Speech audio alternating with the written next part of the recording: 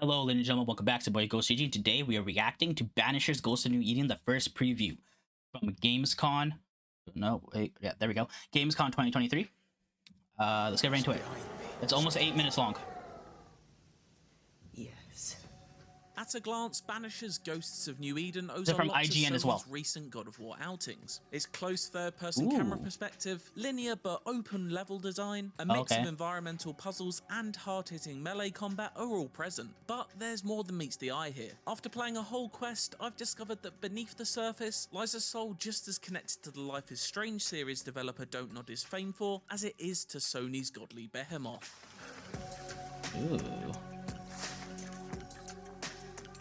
You play as Red, a Scotsman in 1695 North America, who's taken up the profession of Banisher, a sort of exorcist witcher who hunts ghosts rather than monsters. But he also has a greater, more personal purpose. Red's romantic partner, Antea, recently met a tragic fate, and so his primary objective is now to find a way to bring her back to life. That's one option anyway, but we'll get to that. Beyond its third-person action flourishes, Banishers is hiding a choice-based adventure firmly rooted in developer Don't Nod's DNA. It provides a mix of violence and delicacy that could be felt clearly as I played through an hour-long mission from one of its earliest chapters. Arriving in a small 17th century East Coast settlement made up of ramshackle log cabins and huts that had seen better days, I was quickly introduced to the town's matriarch, an imposing woman by the apt name of Thickskin. She had little time for small talk, but all the time in the world for big beasts. After tasking me with a mission to rid the town of a mysterious ghostly monster that's been terrorizing its inhabitants for quite some time, I set off into the wilderness in search for clues. First though,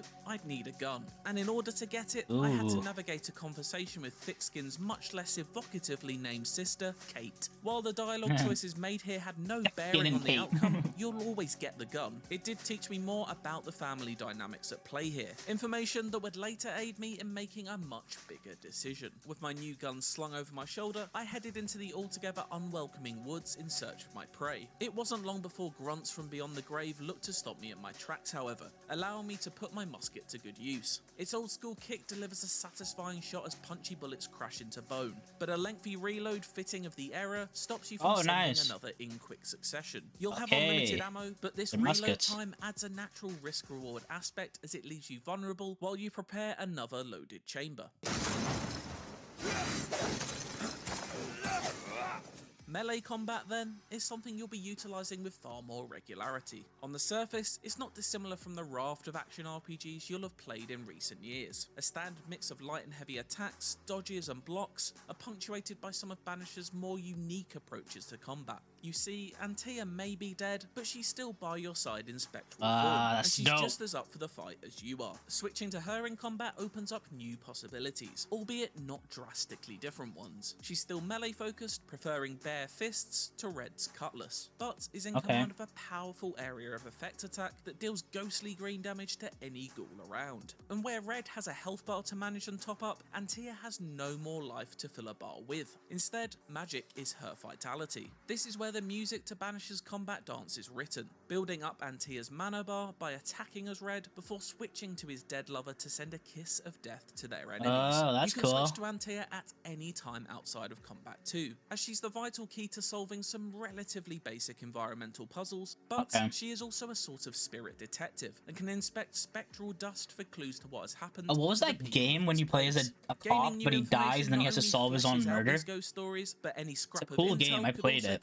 I don't know what it's called. With the big decision that will seemingly occur at the end of each mission. More on that in a little bit. Echoes and visions of villagers' grisly demises only add to the creepy, uneasy tone that Banishers perpetuates throughout. Inspired by films like The Revenant and The Village, it's a New England setting haunted by old evils. That tone translates onto the enemies you'll face, who primarily consist of mangled collections of bones suspended by a ghoulish green glow. Waves of foes were made up of relatively basic melee and ranged units during this early section, but every now and then a stronger test would be posed. Enter the fearsomely named Nicholas Doolan, a reanimated corpse of a mini-boss that aims to pick you off at range with a musket of his own, while swamping you with his skeletal friends. It posed a welcome challenge that made me juggle all the tools at my disposal. Of course, because we're in the year 2023, there are multiple ability, upgrade, and crafting menus to sift through in order to tailor your playstyle to your liking. Inventory. Banishers developers promise not to overload you with too many types of weapons or armors to collect though,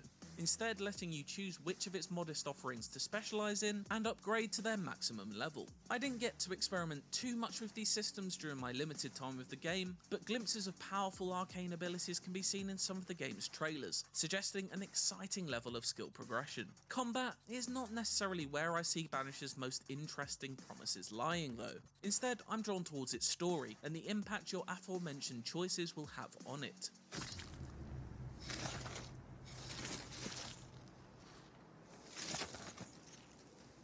Yeah, story seems interesting. The combat looks decent. It's not like anything special.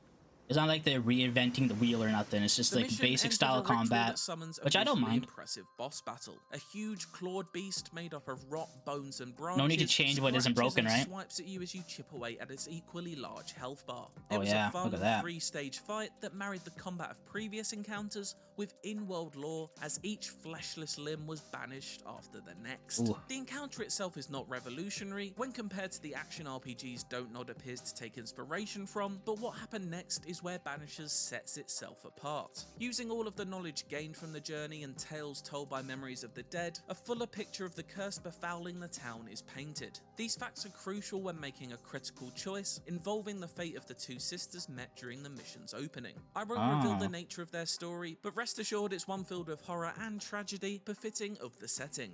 It's not told through the most poetic of prose, but one that admirably establishes a bond between its characters in a short amount of time. The decision you have to make is a clear one, with genuine consequences for not just the sisters, but also Red and Antea.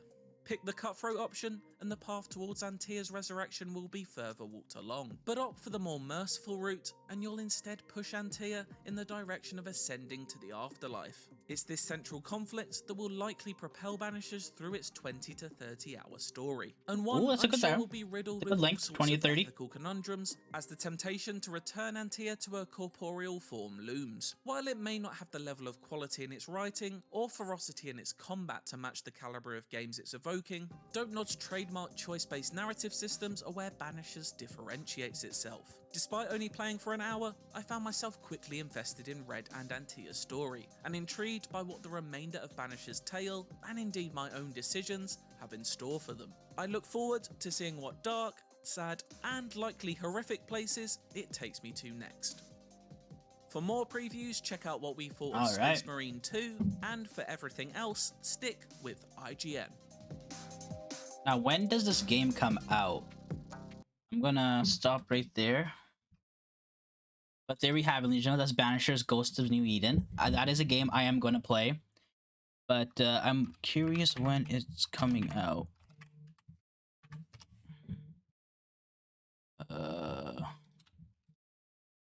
November 7th. Oh shit, it's coming out this year, 2023? Oh, that's wild. Okay, well, we're gonna be playing that game. November 7th, 2023. I am gonna 100% be playing it. That looks cool. Narrative driven, like you get to make choices and stuff, but it's also action, and like you got a gun, you got sword, you got your ghost girlfriend that can help you in fighting. I think it's dope. They said the combat is nothing crazy, it's nothing like new or anything, but I'm okay with that. But the story is where it's at, and the story does seem interesting from that.